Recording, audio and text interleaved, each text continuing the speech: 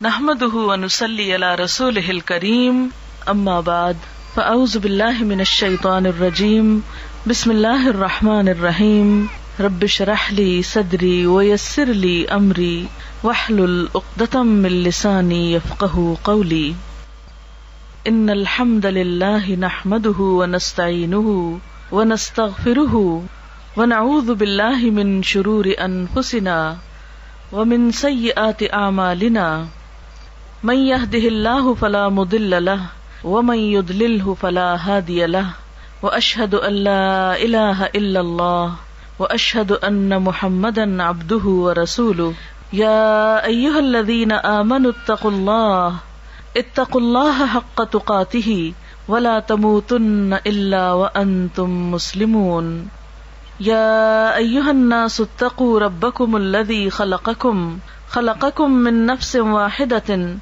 وخلق منها زوجها وبث منهما رجالا كثيرا ونساء واتقوا الله الذي تساءلون به والأرحام إن الله كان عليكم رقيبا يا أيها الذين آمنوا اتقوا الله وقولوا قولا سديدا يصلح لكم أعمالكم ويغفر لكم ذنوبكم ومن يطع الله ورسوله فقد فاز فوزا عظيما رسول اللہ صلی اللہ علیہ وسلم واللہ انی لأخشاکم للہ واتقاکم لہ ولکنی اصوم وافطر واصلی وارقد واتزوج النساء فمن رغب عن سنتی فلیس منی۔ شکر اور تعریف اللہ تعالیٰ کے لیے ہے، ہم اسی سے مدد چاہتے ہیں، اسی سے اپنے گناہوں کی معافی چاہتے ہیں، اور ہم اپنے نفس کی شرارتوں اور برائیوں کے مقابلے میں اپنے آپ کو اللہ کی پناہ میں دیتے ہیں۔ حقیقت یہ ہے کہ جس کو اللہ تعالیٰ سیدھے راستے پر چلائے اسے کوئی بھٹکا نہیں سکتا، اور جس کو وہ گمراہ کر دے اسے کوئی سیدھے راستے پر لا نہیں سکتا۔ اور میں گواہی دیتا ہوں کہ اللہ کے سوا کوئی معبود نہیں، اور یہ کہ محمد صلی اللہ علیہ وسلم اللہ کے بندے اور اس کے رسول ہیں۔ اے ایمان والو، ٹھیک ٹھیک اللہ کا تقوی اختیار کرو اور مرتے دم تک اللہ کی وفاداری اور اطاعت شاری پر قائم رہو۔ اے لوگو، اپنے رب کے غضب سے بچو جس نے تمہیں ایک جان سے پیدا کیا اور اسی سے اس کا جوڑا بنایا، اور پھر ان دونوں کے ذریعے بہت سے مرد اور عورتیں پھیلا دیں۔ اس پالنے والے اللہ کی ناراضگی سے بچتے رہنا جس کا نام لے کر تم ایک دوسرے سے اپنے حقوق مانگتے ہو، اور رشتہ داروں کے حقوق کا پاس اور لحاظ رکھو۔ یقین جانو خدا تمہاری نگرانی کر رہا ہے۔ اے ایمان والو، اللہ سے ڈرتے رہو اور جچی تلی مضبوط بات زبان سے نکالو، تو اللہ تمہارے اعمال کی اصلاح کر دے گا اور تمہارے گناہوں پہ معافی کا پردہ ڈال دے گا۔ اور جو لوگ اللہ اور اس کے رسول صلی اللہ علیہ وسلم کی اطاعت اور فرما برداری کریں گے وہ عظیم کامیابی سے سرفراز ہوں گے۔ نبی صلی اللہ علیہ وسلم نے فرمایا، خدا کی قسم میں تم سب میں خدا سے زیادہ ڈرنے والا، تم سب میں زیادہ اس کی ناراضگی سے بچنے والا ہوں، لیکن میرا حال یہ ہے کہ میں کبھی روزے رکھتا ہوں، کبھی بغیر روزے کے رہتا ہوں، راتوں کو نماز بھی پڑھتا ہوں اور سوتا بھی ہوں، اور نکاح بھی کرتا ہوں، پس جو میری اس سنت سے منہ پھیرے اس کا مجھ سے کوئی تعلق نہیں۔ معزز خواتین، اس وقت جو چیز میں نے آپ کے سامنے پڑھی ہے، جو عبارت، یہ خطبہ نکاح کی عبارت ہے، شادی کے موقع پہ پڑھی جاتی ہے، مسنون خطبہ ہے۔ اس خطبے کو اگر ہم پڑھیں اور غور کریں تو جو باتیں ہمارے سامنے آتی ہیں وہ کچھ یوں ہیں کہ سب سے پہلے اس میں اللہ پاک کی تعریف بیان کی گئی ہے، اللہ تعالیٰ کا شکر ادا کیا گیا ہے۔ اللہ کا بندہ سب سے زیادہ اللہ ہی کا شکر گزار ہوتا ہے، کیونکہ وہ یہ جانتا ہے کہ اسے جو بھی نعمتیں ملی ہیں، جو کچھ بھی اس کے پاس ہے، سب اس کے رب کی طرف سے اس کو ملا ہے۔ اگر ہم غور کریں تو کوئی چھوٹی سے چھوٹی چیز سے لے کر بڑی سے بڑی چیز تک جو کچھ بھی ہمارے پاس ہے وہ کہاں سے آیا ہے؟ ہمارا یہ جسم کس نے بنایا ہے؟ ہمارے دیکھنے، سننے، بولنے کی قوتیں ہمیں کس نے دی ہیں؟ ہمارے جسم میں بڑھتے رہنے کی صلاحیت کس نے ڈالی ہے؟ ہمارے لیے کھانے پینے کا انتظام کس نے کیا ہے؟ ہمارے لیے سانس لینے کا اور سانس لینے پر ہماری زندگی کا انحصار ہے، اس نظام کو ہمارے لیے کس نے سیٹ کیا ہے، کس نے بنایا ہے؟ یہ سب کچھ اسی نے تو ہمیں دیا ہے۔ پھر اسی طرح ہمارے اندر جو بھی خواہشات ہیں، جو بھی جذبات ہیں، وہ سب بھی اسی کے پیدا کردہ ہیں۔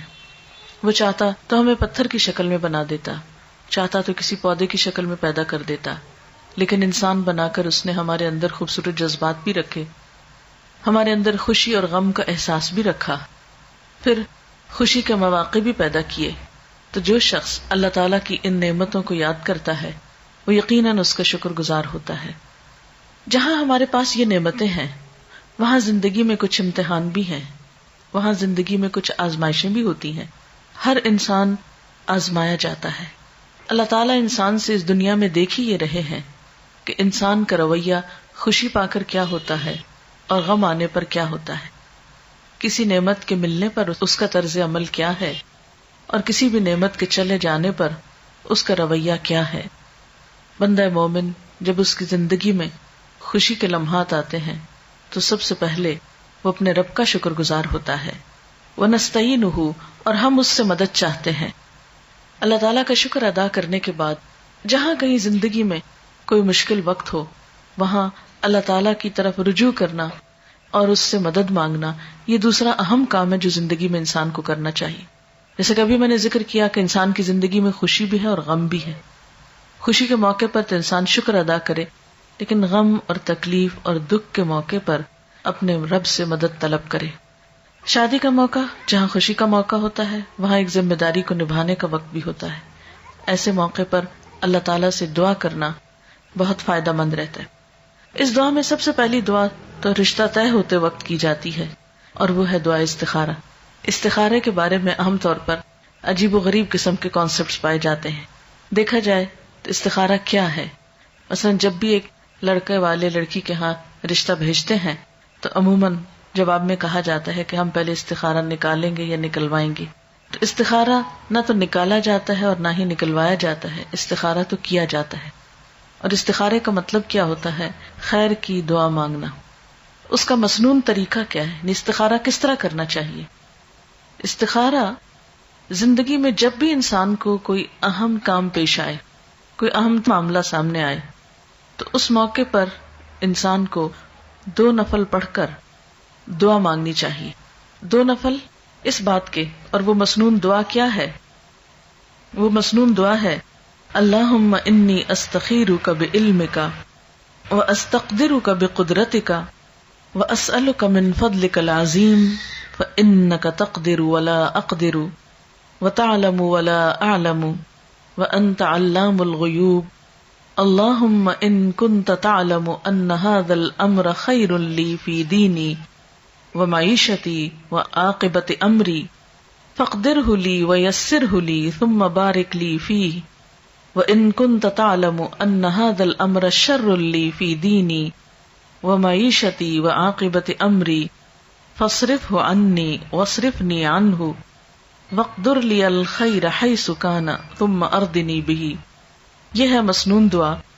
اس کے بارے میں حدیث پاک میں آتا ہے، حضرت جابر رضی اللہ تعالی عنہ کا بیان ہے کہ نبی صلی اللہ علیہ وسلم جس طرح ہمیں قرآن پڑھایا کرتے تھے اسی طرح ہر کام میں استخارہ کرنے کی بھی تعلیم دیتے تھے۔ فرماتے جب تم میں سے کوئی کسی اہم معاملے میں فکر مند ہو تو 2 رکعت نفل پڑھے اور پھر یہ دعا پڑھے۔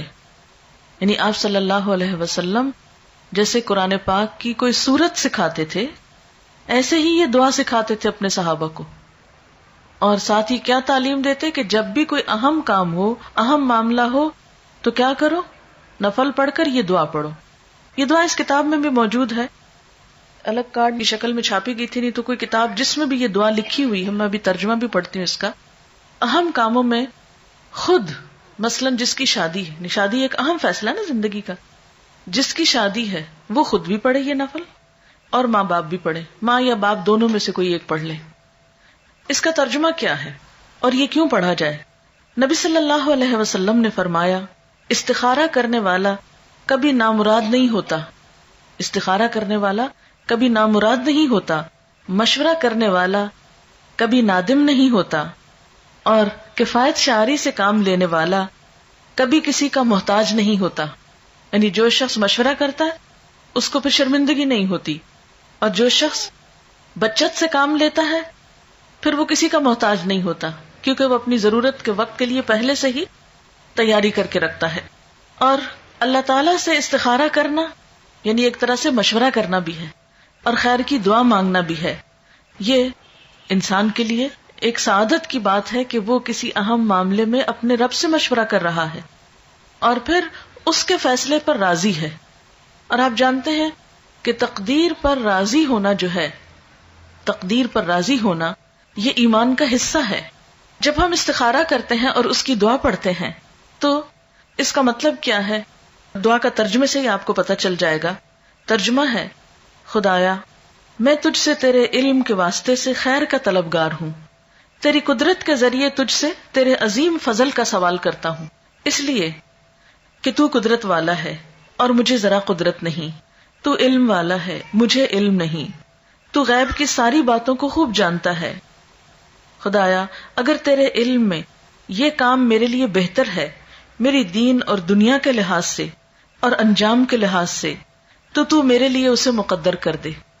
یعنی اگر یہ رشتہ، یعنی جب کسی بھی کام کے لیے ہم استخارہ کریں تو اس کو ذہن میں رکھنا چاہیے کہ اگر یہ چیز میرے دنیا اور آخرت کے لحاظ سے اچھا ہے تو اس کو میرے لیے مقدر کر دے، یعنی میری قسمت میں کر دے، میرے لیے اس کو آسان کر دے، میرے لیے اس کو مبارک بنا دے۔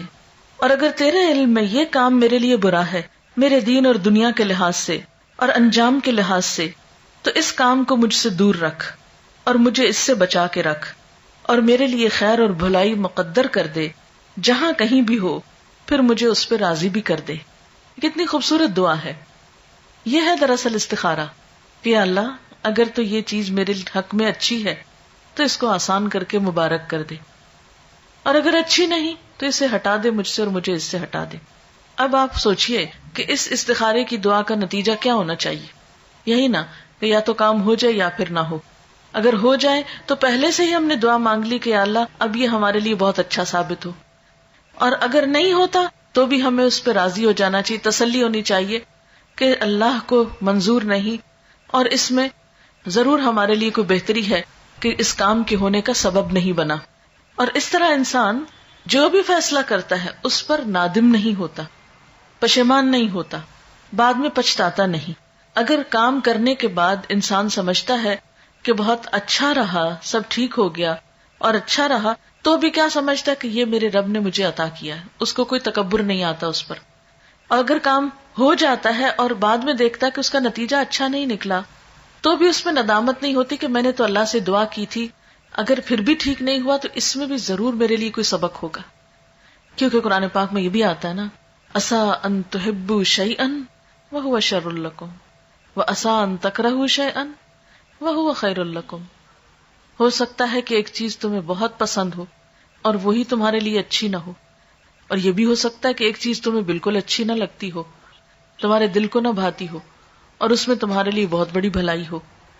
اس لیے آپ صلی اللہ علیہ وسلم نے کیا فرمایا کہ استخارہ کرنے والا کبھی نامراد نہیں ہوتا۔ اچھا، اب آپ دیکھیے کہ جیسا کہ آپ صلی اللہ علیہ وسلم نے فرمایا ہے کہ خدا سے استخارہ کرنا اولاد آدم کے لیے سعادت کا باعث ہے، تقدیر پہ راضی ہو جانا بھی اولاد آدم کے لیے سعادت یعنی خوش قسمتی کی بات ہے، اور انسان کی بدبختی یہ ہے کہ وہ اللہ سے استخارہ نہ کرے اور خدا کی قضا پر یعنی تقدیر پر ناخوش ہو، یہ بدبختی کی بات ہے۔ اچھا، یہ ہے استخارے کی روح اور یہ ہے اس کی جسٹ۔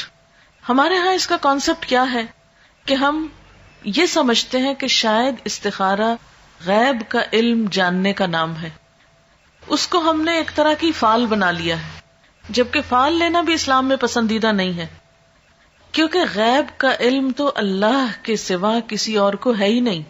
کل کیا ہونے والا ہے یہ کسی کو نہیں پتا۔ کوئی شخص بھی جو یہ غیب دانی کا دعویٰ کرے یا اس قسم کی کوئی بھی باتیں کرے وہ ہمارے دین میں پسندیدہ نہیں، اسی لیے ہمیں کسی نجومی کے پاس جانے سے منع کیا ہے، ہاتھ دکھانے سے منع کیا ہے، چھپی باتیں معلوم کرانے سے اور ذائچے بنوانے سے منع کیا گیا ہے، کیونکہ یہ ساری چیزیں انسان کے لیے نقصان دہ ہوتی، انسان توہمات کا شکار ہو جاتا ہے۔ انسان کوئی ڈیسیژن نہیں لے پاتا. اسی لیے ہمارے دین میں ایسی کوئی چیز نہیں کہ کالی بلی آگے نظر آ گئی راستے میں تو یہ منحوس ہے، یا کوا بول پڑا تو کوئی آ جائے گا، یا جوتی الٹ گئی تو کچھ ہو جائے گا. یہ چھوٹی چھوٹی چیزیں جو ہمارے معاشرے میں ہر کلچر میں کچھ نہ کچھ ایسی باتیں عام ہوتی ہیں کہ صبح سویرے اگر فلاں شخص سے ملاقات ہو گئی تو یہ میرے لیے اچھا نہیں. ہمارے دین میں کیا ہے کہ ہر خیر اور شر کا مالک اللہ ہے. کوئی کسی کو نقصان نہیں دے سکتا جب تک اللہ نہ چاہے، کوئی کسی کو فائدہ نہیں پہنچا سکتا جب تک کہ اللہ نہ چاہے. اس لیے ایک مومن جو ہوتا ہے وہ لوکانیات پہ، یعنی کاش یہ ہوتا، کاش وہ ہوتا، وہ اس پر اعتماد نہیں کرتا، اور نہ اس کی زندگی میں کاش ہوتا ہے. اور بہت زیادہ کاش کہنے سے بھی منع کیا گیا ہے کیونکہ یہ شیطان کا دروازہ کھول دیتا ہے. یعنی شیطان کو انسان کے دل میں وسوسے ڈالنے کا موقع مل جاتا ہے، انسان کے دلوں میں حسرتیں پیدا کرتا ہے.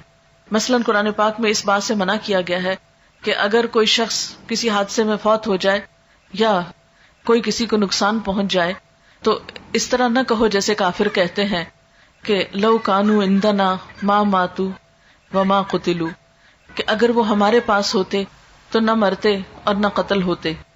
اللہ تعالیٰ فرماتے ہیں کہ اگر تمہارے حق میں موت لکھی ہوتی تو تم اپنے بستر پر بھی ہوتے تو موت آ جاتی. اب بعض اوقات ایسا ہوتا ہے نا کہ کوئی عزیز رشتہ دار گھر سے نکلتا ہے، اچانک کوئی ایکسیڈنٹ ہو جاتا ہے تو عموماً لوگ کہتے ہیں کاش آج وہ جاتا ہی نہ، کاش وہ آج ایسا نہ کرتا تو ایسا نہ ہوتا. تو بات یہ ہے کہ کاش کی وجہ سے کوئی چیز ٹلتی نہیں. تقدیر کے اوپر ایمان ضروری ہے، اور تقدیر پر ایمان لانے والا مطمئن ہو جاتا ہے، پرسکون ہو جاتا ہے، خوش رہتا ہے. کیونکہ اگر ہم تقدیر پر ایمان نہیں بھی رکھتے تو بھی آپ دیکھیں کہ اللہ کے فیصلوں کو ہم ٹال نہیں سکتے، ہم اس میں تبدیلی نہیں کر سکتے. اس لیے استخارہ غیب جاننے کا ذریعہ نہیں ہوتا. کیونکہ ہمارے معاشرے میں یہ بات بھی عام ہے کہ کچھ لوگ پروفیشنل ہوتے ہیں استخارہ کرنے والے، کہ لوگ ان کے پاس جاتے ہیں اور کہتے ہیں کہ اچھا یہ لڑکے کا نام ہے، یہ لڑکی کا نام ہے، آپ اس کے بارے میں بتائیے کہ یہ رشتہ کامیاب رہے گا یا نہیں رہے گا.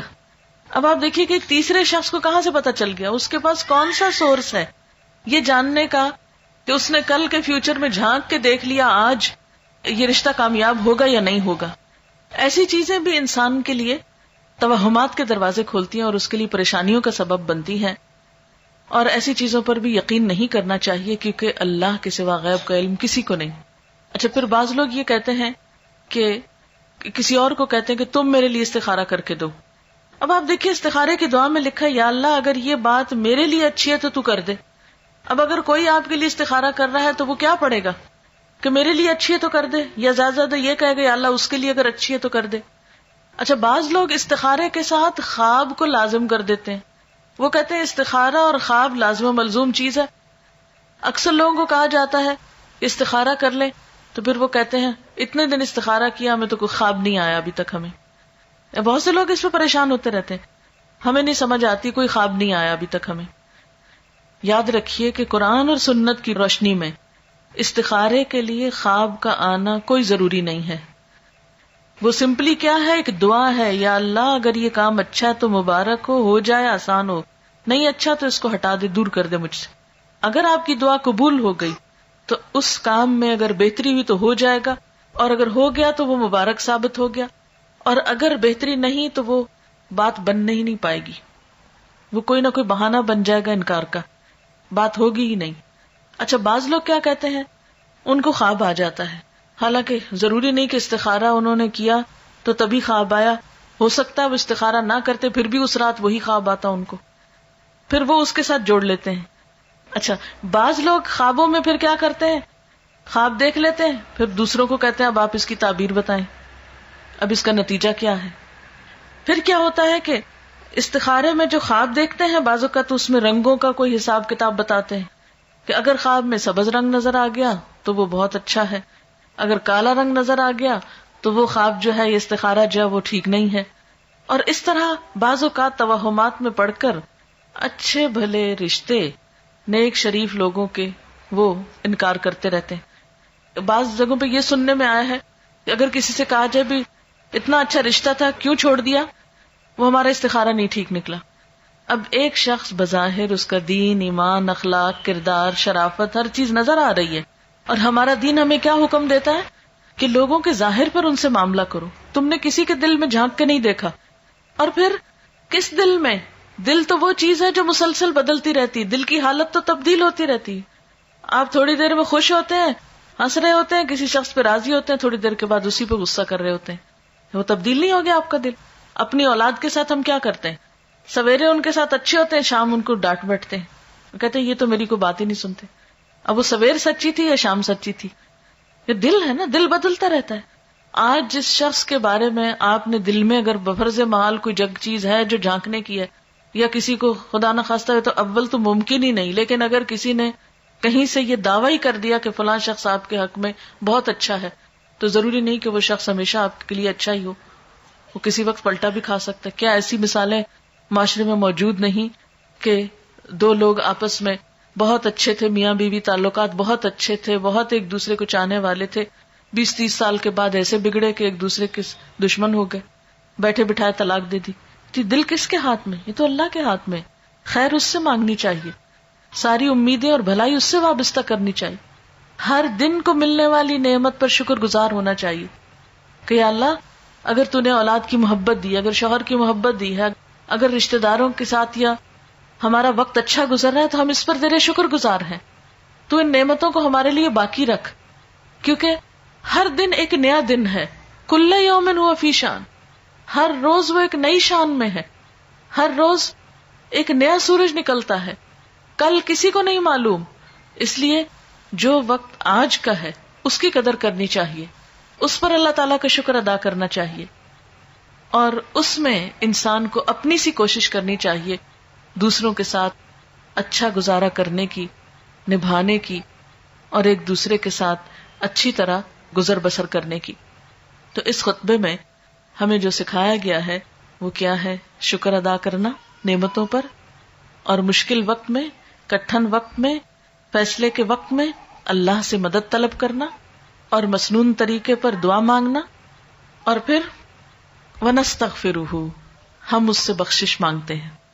جہاں تک بخشش کا تعلق ہے، اب سوال یہ پیدا ہوتا ہے کہ موقع تو شادی کا ہے، خطبہ شادی کا پڑھا جا رہا ہے، اور اس موقع پر بخشش، جی ہاں، بخشش مانگنا، استغفار پڑھنا، اللہ سے توبہ کرنا دنیا کی نعمتوں کو حاصل کرنے کا ذریعہ بھی ہے اور آخرت کی بھلائی کا ذریعہ بھی ہے. سورۃ نوح میں اللہ سبحانہ و تعالی فرماتے ہیں، حضرت نوح علیہ السلام نے اپنی قوم کو استغفار کرنے کو کہا، اور کیا کہا؟ فَقُلْتُ اسْتَغْفِرُوا رَبَّكُمْ، میں نے اپنی قوم سے کہا کہ اپنے رب سے استغفار کرو، اپنے رب سے معافی مانگو. تو نتیجہ کیا ہوگا؟ اِنَّهُ كَانَ غَفَّارًا، بے شک وہ بہت زیادہ معاف کرنے والا ہے. يُرْسِلِ السَّمَاءَ عَلَيْكُمْ مِدْرَارًا، تم پر آسمان سے خوب بارشیں برسائے گا، آسمان کو تم پر برسنے والا بنا دے گا. وَيُمْدِدْكُمْ بِأَمْوَالٍ وَبَنِينَ، تمہیں مال اور بیٹوں سے مدد دے گا. وَيَجْعَلْ لَكُمْ جَنَّاتٍ، تمہارے لیے باغات بنائے گا. وَيَجْعَلْ لَكُمْ أَنْهَارًا، اور تمہارے لیے نہریں جاری کر دے گا. اب دیکھیں کہ ایک انسان کی خواہش کیا ہوتی ہے کہ اس کو کیا کچھ ملے، یعنی رہنے کا مقام اور حالات جو ہیں وہ پرسکون ہو، پھر اس کے بعد یہ کہ مال ہوں، بیٹے ہوں، باغ ہوں، اور زندگی کی اور آرائشیں اور نعمتیں ہوں. یہ ساری چیزیں کہاں سے ملتی ہیں، کیسے ملتی ہیں؟ استغفار سے ملتی ہیں. عام طور پر لوگ پریشان ہوتے ہیں، دکھی ہوتے ہیں. مثلا ایک شخص ایک بزرگ کی محفل میں آیا اور اس نے کہا کہ میرے حالات بہت تنگ ہیں، مجھے بہت پریشانی ہے، میرا رزق بہت تنگ ہے، تو آپ مجھے کوئی وظیفہ بتائیے. تو انہوں نے اس کو کہا کہ کثرت سے استغفار پڑھو. دوسرا آیا، اس نے کہا بچوں کی شادی نہیں ہوتی، تو آپ نے اس کو بھی کیا بتایا کہ کثرت سے استغفار کرو. تیسرا آیا تو کہنے لگا کہ بہت قحط سالی ہے، فصلیں اچھی نہیں ہوتی، تو آپ نے اس کو بھی استغفار کا بتایا. تو کسی نے ان سے پوچھا کہ بھائی 3 لوگ آپ سے 3 ڈفرنٹ مسئلے لے کر آئے ہیں، اپنی پریشانیاں لے کر آئے ہیں، آپ نے تینوں کو ایک ہی چیز بتائی ہے. تو اس پر انہوں نے یہی سورۃ نوح کی آیت پڑھ کر سنائی کہ دیکھو یہ قرآن میں اللہ کا وعدہ ہے، اور اللہ کا وعدہ سچا ہے. اللہ تعالی کی بات سے بڑھ کر سچی بات کس کی ہو سکتی ہے؟ ہمارے پڑھنے میں کمی کوتاہی ہو سکتی ہے، لیکن اللہ کی بات میں کوئی شک نہیں. ذالک الکتاب لا ریب فیہ، یہ وہ کتاب ہے جس میں کوئی شک نہیں. لیکن یہ ہے کہ بعض اوقات ہم خود پڑھنے میں کوتاہی کر دیتے ہیں. تو جن کا رشتہ نہ ہو رہا ہو وہ بھی، جن کا ہو چکا ہو اور شادی کے پرابلمز ہو وہ بھی، جن کا ہو چکا اور پھر بچے نہ ہو وہ بھی، ان سب کے لیے ایک ہی وظیفہ ہے، اور وہ کیا ہے؟ استغفار کا. پھر اسی طرح ایک اور جگہ پر ایک اور پیغمبر نے اپنے لوگوں سے کہا وَاسْتَغْفِرُوا رَبَّكُمْ ثُمَّ تُوبُوا إِلَيْهِ إِنَّ رَبِّي رَحِيمٌ وَدُودٌ، اپنے رب سے معافی مانگو اور اس کی طرف پلٹ آؤ، بے شک میرا رب رحیم ہے اور اپنی مخلوق سے بہت محبت رکھتا ہے. یعنی جب کسی بندے پر کوئی تکلیف آتی ہے تو ایسا نہیں کہ اللہ تعالیٰ اس پر خوش ہوتے ہیں اور جان بوجھ کے ستانا چاہتے ہیں بندوں کو. اللہ تو بندوں کے حق میں بہت مہربان ہے. پھر سوال یہ پیدا ہوتا ہے کہ تکلیف آتی کیوں؟ اگر وہ ہم سے محبت کرتا ہے اور وہ بہت مہربان ہے. تو بات یہ ہے کہ کچھ چیزیں ہم اچھے حالات میں سیکھتے ہیں اور کچھ چیزیں ہم ہارڈ شپ سے سیکھتے ہیں. کچھ نعمتوں کی قدر ہم اچھے طریقے سے ویسے ہی کر لیتے ہیں، اور کچھ چیزوں کی قدر ہمیں اس وقت آتی ہے جب کوئی مشکل پیش آتی ہے. آپ دیکھیے کہ اس کی مثال یوں ہی ہے کہ جیسے کچھ کھانے آپ کچے ہی کھا لیتے ہیں، جیسے فروٹس وغیرہ ہیں، آپ کو پکانے کی ضرورت نہیں ہوتی، لیکن کچھ کھانے آپ کو پکا کر کھانے ہوتے ہیں. اسی طرح زندگی میں کچھ حالات ایسے ہوتے ہیں کہ جن میں آپ آرام سے سیکھ جاتے ہیں، یا کچھ باتیں آپ کو بغیر کسی مشکل کے سمجھ میں آ جاتی ہیں، لیکن کچھ باتیں آپ کو مشکل آنے پر سمجھ آتی ہیں. اور جس طرح انسان پختہ اور میچیور ہوتا ہے مشکلات میں، آپ نے دیکھا ہوگا کہ جو بچے ہارڈ شپس میں پلتے ہیں وہ بڑے ہو کر ان میں سٹیمنا زیادہ ہوتا ہے، لیکن جو بچے بہت نعمتوں میں اور نازوں میں پلتے ہیں وہ اتنے بہادر اور اتنے ہمت والے نہیں ہوتے. اس لیے دھوپ اور چھاؤں، غم اور خوشی، دونوں اس کائنات کا حسن ہے.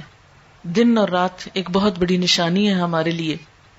تو اس لیے جب تکلیف آتی ہے تو اس موقع پر انسان اللہ کی طرف زیادہ رجوع کرتا ہے، اللہ کو زیادہ یاد کرتا ہے، زیادہ ذکر کرتا ہے، اور اس طرح انسان کے گناہ دنیا میں ہی معاف ہونے لگتے ہیں.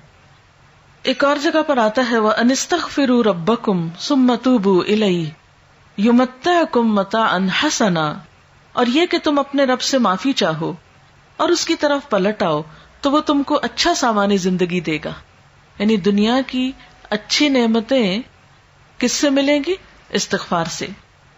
اور اس کے لیے دعائیں کیا ہیں؟ ربنا اغفر لنا، یہ قرآن پاکی کی دعائیں ہیں استغفار کی. ربنا اغفر لنا ذنوبنا واسرافنا فی امرنا وثبت اقدامنا. ایک اور دعا ہے ربنا آمنا فاغفر لنا وارحمنا وانت خیر الراحمین. پھر اسی طرح ربنا ظلمنا انفسنا وان لم تغفر لنا وترحمنا لنکونن من الخاسرین انت ولینا فاغفر لنا وارحمنا وانت خیر الغافرین. پھر اسی طرح ربنا فاغفر لنا ذنوبنا وکفر عنا سیئاتنا وتوفنا مع الابرار. پھر اسی طرح رسول اللہ صلی اللہ علیہ وسلم نے بھی کچھ ایسی دعائیں سکھائی ہیں جو استغفار کا ذریعہ ہیں. رب تقبل توبتی واغسل حوبتی واجب دعوتی وثبت حجتی واہد قلبی وسدد لسانی واسلل سخیمۃ صدری. رب اغفر لی وتب علی انک انت التواب الغفور. استغفر اللہ الذی لا الہ الا هو الحی القیوم واتوب الیہ. اللہم انی ظلمت نفسی ظلما کثیرا ولا یغفر الذنوب الا انت فاغفر لی مغفرۃ من عندک وارحمنی. اسی طرح اللہم اغفر لی خطیئتی وجہلی واسرافی فی امری وما انت عالم بہ منی. اللہم اغفر لی جدی وہزلی وخطیئتی وعمدی وکل ذلک عندی.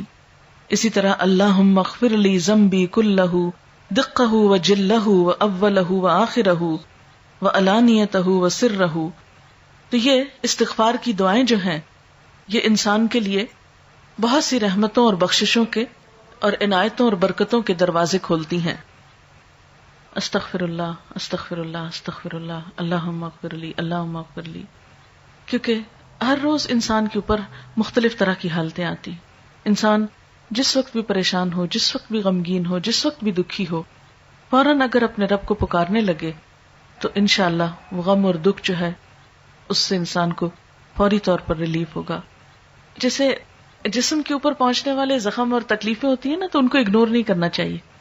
مثلا اگر کہیں کٹ لگ گیا تو آپ اس کو ایسے نہیں چھوڑیں گے، اس پر کوئی دوا لگائیں گے یا کوئی پٹی لگائیں گے یا اس کو صاف کریں گے یا اس کو مرچوں سے، صابن سے، اس طرح کی چیزوں سے بچائیں گے تاکہ وہ بڑھے نہیں.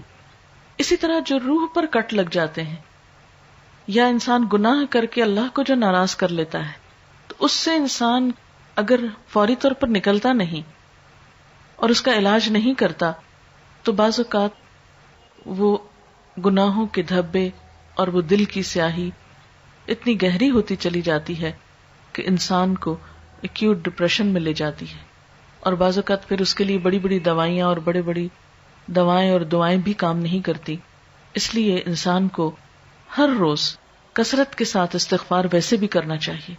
اسی لیے ہم دیکھتے ہیں کہ اللہ کے رسول صلی اللہ علیہ وسلم جو معصوم تھے، گناہوں سے پاک تھے، جن کا کوئی گناہ بھی نہیں تھا، وہ دن میں 70 سے 100 بار استغفار کرتے تھے. اور آپ سے بڑھ کر مصروف بھی کوئی نہیں تھا. ہم تو یہ کہہ سکتے ہیں نا کہ ہم کیا کریں، ہمیں تو وقت ہی نہیں ملتا، نماز پڑھیں یا یہ بچوں کو سنبھالیں یا کون سا کام کریں کون سا نہیں کریں، کس وقت یہ تسبیحاں پڑھیں. ٹھیک ہے، ضروری نہیں کہ آپ کسی کونے میں بیٹھ کے لمبی تسبیح پڑھیں. آپ اٹھتے بیٹھتے چلتے پھرتے باتوں میں، گفتگو میں، کسی کی سنتے وقت دل میں آپ استغفار کثرت سے پڑھ سکتے ہیں. اور جب آپ سے پوچھا گیا کہ آپ کے تو گناہ نہیں پھر بھی آپ اتنی استغفار پڑھتے ہیں، تو آپ نے فرمایا افلا اکون عبدا شکورا، کیا میں اللہ کا شکر گزار بندہ نہ بن جاؤں؟ تو شکر گزاری تو ویسے ہی اللہ تعالیٰ کو پسند ہے. اس لیے وَنَسْتَغْفِرُهُ، موقع چاہے شادی کا ہی ہو، خوشی کا ہی ہو، لیکن جو شخص یہ چاہتا ہے کہ اللہ تعالیٰ اس سے راضی ہو، اس کو دنیا اور آخرت میں خوشیاں نصیب ہوں، تو اس کے لیے یہاں 2 چیزیں بتائی گئی ہیں. ایک تو نعمتوں پر شکر ادا کرتے رہنا، اور دوسرے اس سے مدد مانگ کر خصوصی طور پر استغفار کرنا. وَنَعُوذُ بِاللَّهِ مِن شُرُورِ أَنفُسِنَا، اور ہم اپنے آپ کو اللہ کی پناہ میں دیتے ہیں اپنے نفس کے شر سے بچنے کے لیے. نفس کا شر کیا ہوتا ہے؟ خود پرستی، اپنے آپ کو چاہنا، اپنے آپ کو سب سے بڑا سمجھنا، اپنے آپ کو سب سے عقل مند سمجھنا، اپنے آپ کو سب سے زیادہ جاننے والا، سمجھدار اور سب سے زیادہ بہترین انسان سمجھنا. یہ نفس کا شر ہوتا ہے جس کی وجہ سے انسان پھر دوسرے انسان کو انسان نہیں سمجھتا. خود پرستی، خود پسندی، نفس پرستی انسان کو تکبر کی طرف لے جاتی. تکبر میں جب انسان مبتلا ہو جاتا تو حق کا راستہ اس پہ رک جاتا ہے، پھر اس کو کسی کی اچھی بات بھی سمجھ میں نہیں آتی. پھر انسان صرف حقوق لینے والا، صرف اپنی ذات کا اور اپنے آپ کا خیر خواہ ہوتا ہے. پھر وہ حسد کا شکار ہوتا ہے، اسے کسی کی اچھائی اچھی نہیں لگتی، کسی کی نعمت اس کو بھاتی نہیں، اور اس طرح انسان خود ہی جلتے کڑتے اپنی زندگی کو جہنم بناتا ہے. تو اس لیے شادی کے موقع پر خاص طور پر یہ دعا کرنا کہ یا اللہ تو ہمیں نفس کے شر سے بچا. کیونکہ اگر دیکھا جائے تو شادی کے بعد شوہر بیوی کے تعلقات کی خرابی ہو یا پھر سسرال والوں کے ساتھ تعلقات کی خرابی ہو، ان سب چیزوں کی بنیاد میں انا ہی ہوتی ہے، انسان کا نفس ہی ہوتا ہے. کیونکہ بعض اوقات ہم انا کی خاطر ضد میں آ کر ایسے ایسے کام کرتے ہیں کہ جس کا نقصان خود ہی اٹھاتے ہیں. تو جو شخص عاجزی اختیار کرتا ہے، نرمی اختیار کرتا ہے، صرف سناتا ہی نہیں دوسرے کی بھی سنتا ہے، صرف اپنی ہی دکھ درد اس کو یاد نہیں ہوتے، دوسرے کے دکھ درد کا بھی احساس اور لحاظ رکھتا ہے، تو ایسا شخص ہی کامیاب زندگی گزار سکتا ہے. اور جو شخص صرف اپنے لیے جیتا ہو، اسے اس کی کوئی پرواہ نہیں کسی اور نے کھایا یا نہیں کھایا، اس کو فکر ہے تو صرف اپنے کھانے کی، اسے کوئی فکر نہیں کہ کوئی اور سویا ہے کہ نہیں سویا، اس کو فکر ہے تو اپنے نیند آرام کی، اس کو فکر ہے تو اپنے حقوق کی، اور دوسروں کے حقوق دینا وہ نہیں جانتا، ایسا شخص حقیقی معنوں میں خوشیاں پا نہیں سکتا. اللہ نے اس کائنات کا اصول کیا رکھا ہے؟ قربانی. ہر چیز قربانی کر رہی ہے، اور ایک چیز قربانی کرتی ہے تو دوسری وجود میں آتی. دانہ قربانی کرتا ہے تو پودا بنتا ہے اور اس سے بے شمار دانے وجود میں آتے ہیں. اسی طرح ماں کو قربانی کرنا ہے، بیوی کو قربانی کرنا ہے، شوہر کو قربانی کرنا ہے، بچوں کو قربانی کرنا ہے. جب تک ہر انسان قربانی کے جذبے سے سرشار نہیں ہوتا وہ دوسروں کو خوشیاں نہیں دے سکتا. جو شخص اپنے فائدے کی صرف سوچتا ہے وہ پھر اپنا فائدہ بھی نہیں کر پاتا. اس لیے ضروری ہے کہ اس موقع پر اپنے نفس کے شر سے بچنے کے لیے خصوصی دعا کی جائے. پھر فرمایا جس کو اللہ ہدایت دے اسے کوئی بھٹکاتا نہیں، اور اللہ تعالیٰ بھی ہدایت اس کو دیتا ہے جو ہدایت پانا چاہتا ہے، جو سیدھے رستے پہ چلنا چاہتا ہے، جس کے اندر تڑپ ہوتی، خواہش ہوتی. اور پھر یہاں پر کلمہ شہادت ہے اور اشہد ان لا الہ الا اللہ، یعنی اس موقع پر بھی انسان اس بات کو یاد رکھے کہ وہ اللہ کا بندہ ہے اور وہ محمد صلی اللہ علیہ وسلم کی امت کا ایک فرد ہے. پھر 3 آیات آتی ہیں اور ان 3 میں 4 دفعہ تقویٰ کا حکم ہے کہ لوگوں اللہ سے ڈرو، کیونکہ جس کے دل میں خدا کا خوف ہوگا وہ تنہائی میں بھی کسی کو نقصان نہیں دے گا، وہ کسی پہ جھوٹا الزام نہیں لگائے گا، وہ کسی کو نقصان نہیں پہنچائے گا، وہ کسی کے ساتھ زیادتی نہیں کرے گا. اور جس کے دل میں خدا کا خوف نہیں، جو اللہ سے نہیں ڈرتا، پھر وہ کسی انسان کی عزت کا کیا پاس کرے گا، وہ کسی انسان کے حقوق کیسے دے گا، کسی دوسرے کے دکھ درد کو کیسے پہچانے گا. اس لیے عام طور پہ یہ سمجھا جاتا ہے کہ شادی کی خوشیوں کا انحصار شاید بہت زیادہ جہیز بری پر ہو، یا بہت اچھے کپڑے پہننے پر، یا بہت زیور پہننے پر، یا بہت سیر و تفریح پر. نہیں، یہ سب وقتی اور عارضی چیزیں ہوتی ہیں، ان میں حقیقی خوشی نہیں ہوتی. حقیقی خوشی تو انسان کو دوسرے کو عزت دینے سے ملتی ہے، دوسرے کی خدمت کرنے سے ملتی ہے، دوسرے کا احساس اور لحاظ اور پاس کرنے سے ملتی ہے، جھکنے سے ملتی ہے. کہتے ہیں نا کہ دانہ خاک میں مل کر گل و گلزار ہوتا ہے. لیکن جو شخص قربانی کرنا نہ جانتا ہو، جھکنا نہ جانتا ہو، خدا کا خوف جس کے دل کے اندر نہ ہو، ایسا شخص پر کامیاب زندگی بسر نہیں کر سکتا.